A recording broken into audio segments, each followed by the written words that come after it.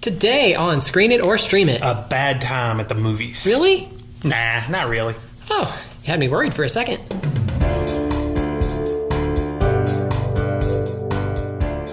Bad Times at the El Royale is rated R for strong violence, language, some drug content, and brief nudity. That is like the trifecta there. It's the story of 7 strangers that meet at the same seedy hotel on a dark and stormy night. A priest, a vacuum salesman, and a singer are the first to check in. That sounds like the setup to a really bad joke. Yes, but just stay focused. Okay.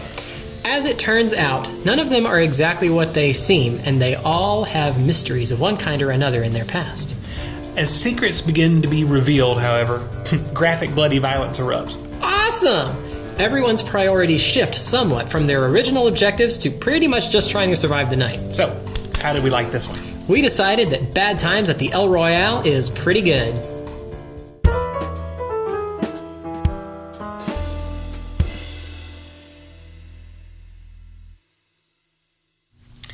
So, Bad Times at the El Royale, when I saw the trailer for this thing, I was like, yes, I am in. We were all so excited because it looked just offbeat and fun and bloody violent. And we like violence. So I don't think it's appropriate as a movie genre, but I just made it and I'm going to call it. So it was a very Quentin Tarantino film, and I don't mean that as in Quentin had anything to do with it. I mean, it had that style. Like it had that feeling. It was a little offbeat. Mm-hmm. It was a little violent. It was a little, out there. And all that stuff is kind of his, hallmark for a movie. Now, I think you enjoyed this more than I did. And a little bit. I don't know how much of my not enjoying it quite as much as you did comes from the fact that I was just like wholeheartely in. I was in, and I don't know. I was super excited for this one too. So I think it's just a minor nuance of taste that as the secrets begin to be revealed, I liked the answers that were coming, and you didn't like them as much. So yeah. So one of the things about this movie, and I don't think this is spoilery, but I mean it's twisty and turny, right? I mean that's what the movie is about.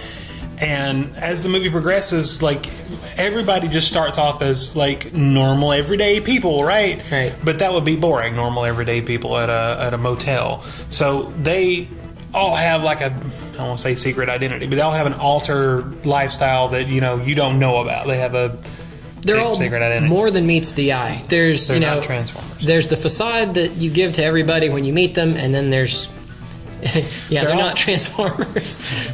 There's more to it.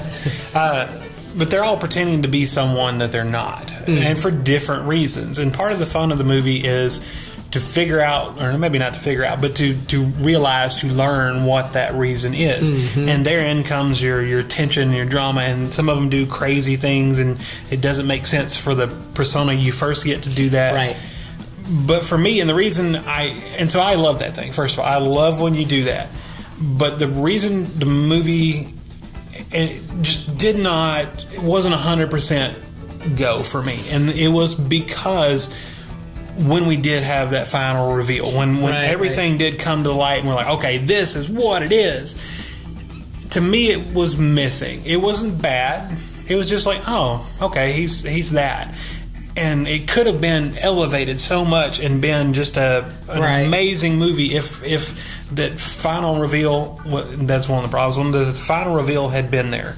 I had another problem with the fact that one of the characters doesn't make an appearance until the end of the movie, and he plays a huge part in the resolution of the movie. That's true. And because he doesn't show up till the end, which, I mean, he's hinted at a little bit at the first, but just barely, not even at the first, maybe in the middle, just a little bit, it really felt kind of Deus Ex Machina, like it was just like he just showed up so that he could be there for a resolution, and I don't know, that took me out, because you had taken the whole movie, like we said, revolves around these characters the rest being built up and following their arc and figuring out what they're doing and what's going to happen to them. And then all of a sudden somebody else shows up and spoils the party, and it's like, oh, well, that kind of killed all that for me. And the other thing that kind of knocked it down for me was the runtime. This thing's like 2.5 hours. I thought it was right at 2 hours. No. I'm pretty sure it's like 2.5. See, I can't add, because when I see it says 141 minutes, I think that's 2 hours. That's 2 hours and 21 minutes. 2 hours and 21 minutes. Right. Okay. I am tracking again. No wonder it was out later than I expected. Yeah, so... My bad. And I don't have anything against long movies. Some of my favorite, Bravehearts, you know. Oh, yeah. That's a great movie. 3 hours. And honestly, for a movie like this, it needs to take some time. And it does. It goes kind of slow. And that's fine. That's not... I can't, oh, well, you took your time. That's not bad. I definitely see they could have picked up the pace in a few spots a little bit to, you know, just to make it a little snappier. Yeah, it definitely wasn't very snappy. And it seemed to me it just took too long to get there. For what the payout was okay. Yeah. It wasn't a 2 hour and 21-minute sit-through payout. I don't know. I enjoyed the ride. I enjoyed that it got really slow and then it would speed up. I just enjoyed it. Well, I love Quentin Tarantino. I love Tarantino movies. Yes. Of course, this was Drew Goddard, not Tarantino. Yes. Tarantino was not involved, but like I said, the similarities are kind of... Tarantino is like a movie, just like I said, I love horror movies. This is a horror movie. This is a Tarantino-type movie. Yeah. And he does 3 things really well. And one is, like... style. Tarantino or Goddard? Tarantino. Okay. So he has style. Yes, he does. He has substance, and he has amazing dialogue. He really does. Like, he just goes over, like, the upper echelon of just making pithy dialogue that's just fun. And maybe one of the reasons I didn't like Bad Times at Royale as much as I should is because I was looking for all of those things. Because I saw that and went, oh, it looks like this type of movie. I'm looking for those things. Now, style, it had style. It had style. And the music. Oh, my gosh. Oh, yeah. Well, and to me, that's part of the style. Yeah. And it fits in that Quentin Tarantino style. Had a lot of, you know, like rockabilly and that, you know, type thing. A lot of 60s kind of little Motown and just some of that. And it fit really well. It worked really great for the setting and for the people. So, style was great. Substance was okay.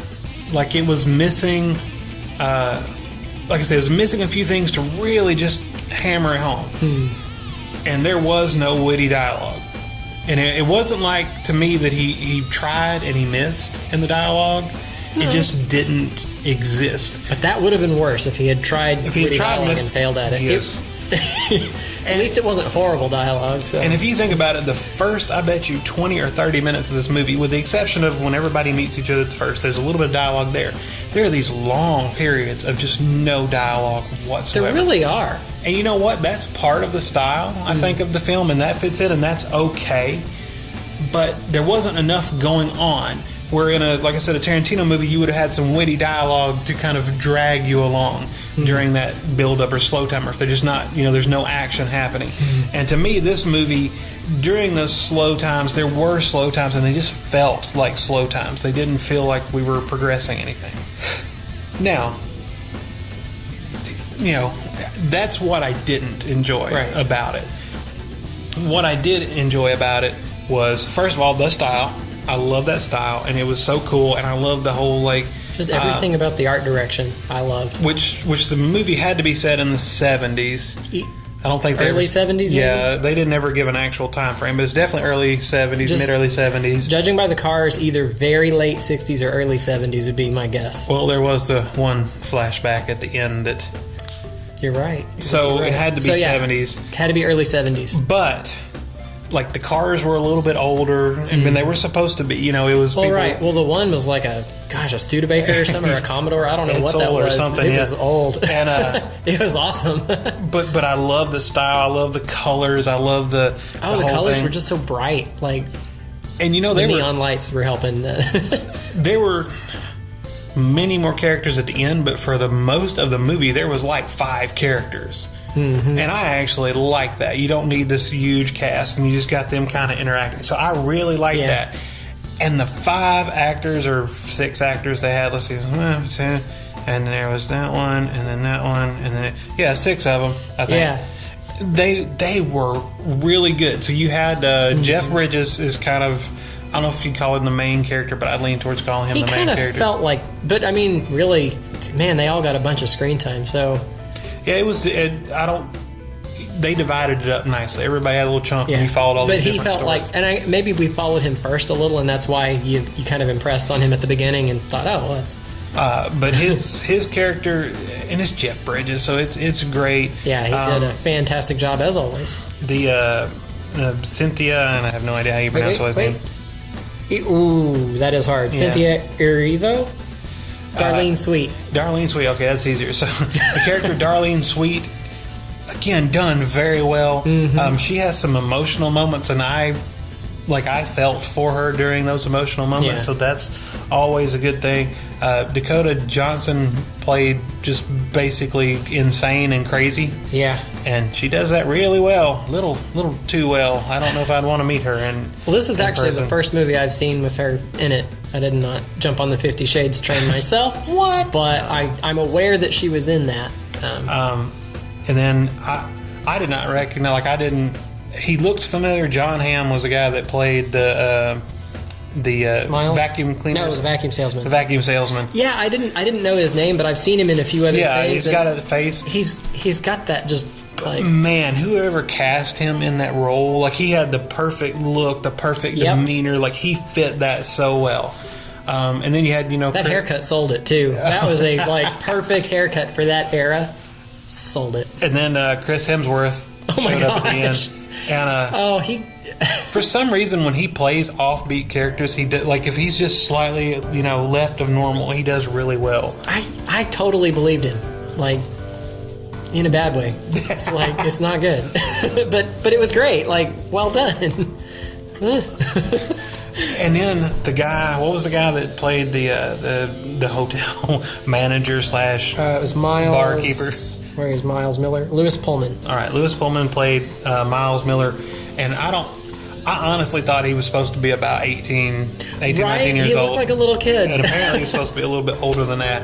But not much. I mean, but a little. But he did a really good job, and he had to play this kind of scared, cowardly guy, and he did it very well. So I loved the acting in this. I cannot fault anybody at any part, and some of them had really weird characters and weird things to do and weird things to play, and they did it really well. Mm-hmm. So I did enjoy the acting in it.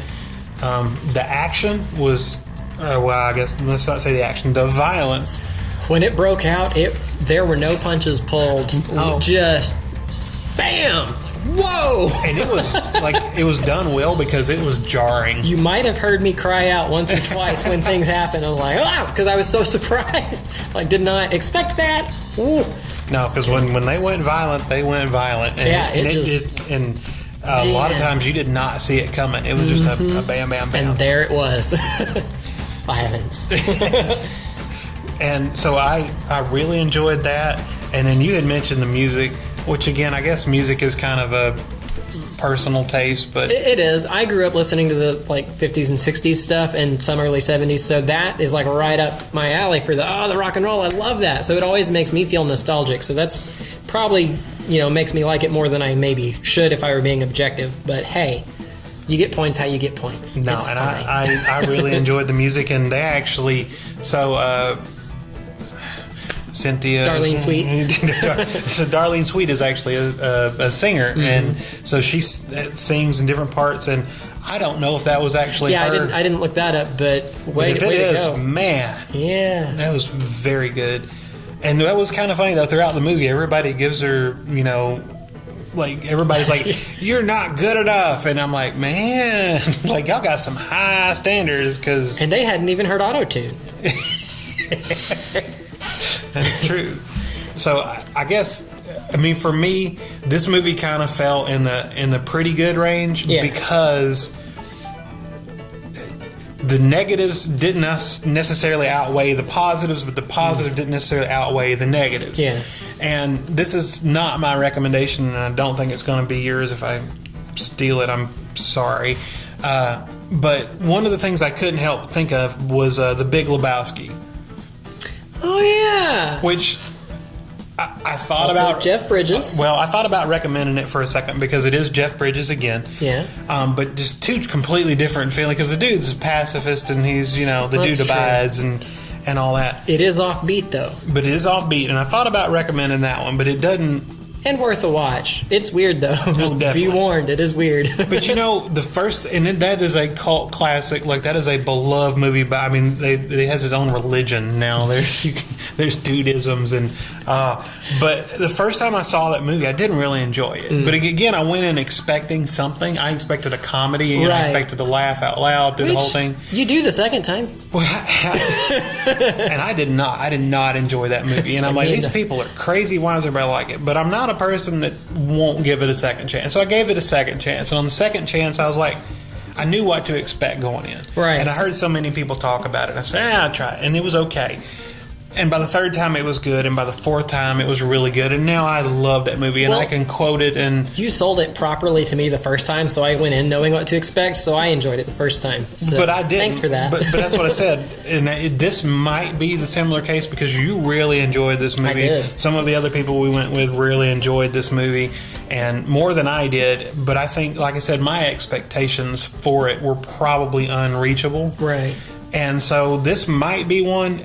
This is one that I almost want to say I wouldn't watch again because I didn't enjoy it enough to go out of your way to do that. But I probably will watch this one again over one I enjoyed more because the Big Lebowski is just in my head and I'm like, I wonder.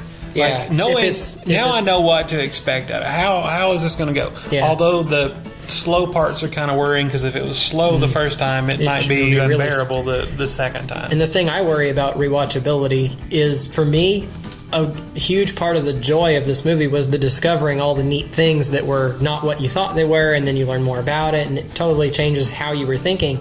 And I don't think you'll get that the second time because you already know all the mysteries. So I don't know. I'm gonna watch it again and find out. Maybe we will check back with you about that. But yeah, I'll have to. Yeah, and again, that was the neat part, and also a disappointing part to me. Some of the people, because they made a left turn, they made another left turn, they made another left turn, and they just kept going, oh man, I wonder. It's kind of like that Christmas present, Yeah. It's Christmas present under the tree, and when it's still wrapped, it's full of all these possibilities. Oh man, is it a new Nintendo? Is it a whatever? And then you open it up and it's socks, and you're like, oh. Again, why? And why? Why did you do this to me? and even if it's something good, it can never live up to that. What's in the box, because it has endless possibilities until you unwrap it. And I kind of felt that way about the movie with my expectations, and I kind of felt that way about the characters because when it started, Jeff Bridges is a priest. Yeah. But something's not right. Yeah. Like he's not going to be in this situation. Even it's in the trailer, but so even in the movie, the guy, the bellhop tells him, Miles is like, this is no place for a priest, Father. You should find somewhere else to go. And he's like, well, you need to work on your sales pitch there, kid. Yeah. And so something's going to happen there. And so you're just waiting for that. But at that moment, there's just so many possibilities. Mm-hmm. And I will say I probably like his character the best, him or Darlene, because his character lived up to what I wanted. Yeah, every twist and turn made him better. Yeah, and some of the other and that's the thing. Some of them, it's not that the twist made them worse, but you had this initial thing, and then kind of no improvement on them. Really, they, maybe it was a sideways move, or it was like, well, yeah, I kind of deduced that just from the initial meeting, or maybe the second thing you learned. But it's some of them you just keep learning more stuff the whole time, and it's that was fun. One thing I did want to talk about briefly, because I don't like nonlinear storytelling all that much. This one had the nonlinear thing going, but I did enjoy it. And for me, it's I don't like feeling confused. That's another Tarantino-ism, right? Nonlinear. And I don't think I'm easily confused, I hope. I don't know. No, Tarantino, like Pulp Fiction, for example, there is no announcement what's going on. You're just along for the ride, and then is what it is. If you haven't seen that one, watch it. It's great. It's wild and violent, but it's fun. This one, they had a really nice way of marking when we were moving to a different time and place, and I appreciated that. For me, that was a fun, like, okay, we're looking at this perspective now. And it would kind of stick within some confines. Sometimes, yes. And I like that. So I don't hate nonlinear. I just tend to not like it. But in this case, I think it worked really well because, again, like you see this thing happening in the present and you think this thing about it, but but then you see something from the past, and it totally changes what you thought about what you had just seen. So, well, I think nonlinear storytelling. It's like clay in the hands of a master is a statue of David. Clay in the hands of an idiot's mud, and and it just so. There's been some really bad nonlinear storytelling movies, but when they do it right, it's a great tool and it can be used if it fits the movie. Right, and in this case, I think it did. We are getting real short on time, though. Okay. So what do you have for a streaming option? So my streaming option, I got to go with a Tarantino movie, right? I mean, I talked about it today. I kind of have to. So like I said, I lean towards Big Lebowski. Then I thought about Pulp Fiction being my favorite, like nonlinear type story. Yeah. And I'm actually going to go with The Hateful Eight, which I don't like as much as like Pulp Fiction or Reservoir Dogs, but it seems much more of a close fit. It's a small group of people. You've got these great actors. You got Kurt Russell and Jennifer Jason Leigh and Samuel L. Jackson, which is probably what the Bad Times at the Royale really needed. It just needed some Sam Jackson. You are not wrong. That would have only made it better. Yes, always.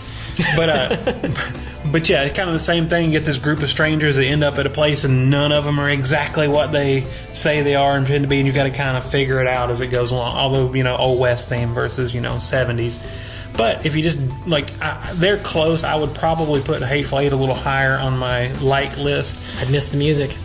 No, you do miss music. But I think that would be a good option if you just didn't want to go to the movies and see Bad Times at the El Royale. Okay.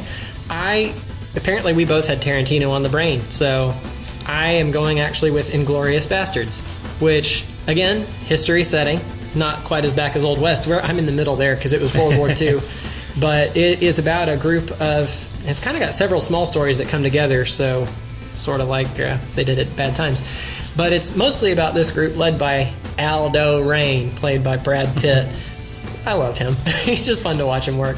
And basically their whole thing is they have a little group of guys that get behind enemy lines and they just run around killing Nazis. That's their whole thing. And it's violent and bloody, way more than Bad Times at El Royale, just buckets of blood just everywhere. On a scale. But, again, a bit of non-linear storytelling and a very similar way of letting you know when we're shifting gears, as did Bad Times. So it kind of had a similar feel to me there. And there were a couple moments, too, where masterfully done, I thought, in both cases. Tension was built and built and built. And then when it unleashed, you don't even know what happened because it just happened so fast. And it's just like, oh, my gosh, why? And it's just a beautiful piece of action that just, explodes out onto the screen and, violently rips out your eyeballs. So there's an image for you. Anyway, also rated R. I forget who all else was in that. I know Sam Jackson did a little narration, but that was it. He was not in the movie. Christoph Waltz plays the bad guy. He's always great. Yes. Anyway, great movie. Inglourious Bastards. So that is all our time, unless you have something else real quick. Nah, that's it for me. Thank you so much for watching Screen It or Stream It. And remember, don't take your kids to the movies on Tuesday nights because that's when we go.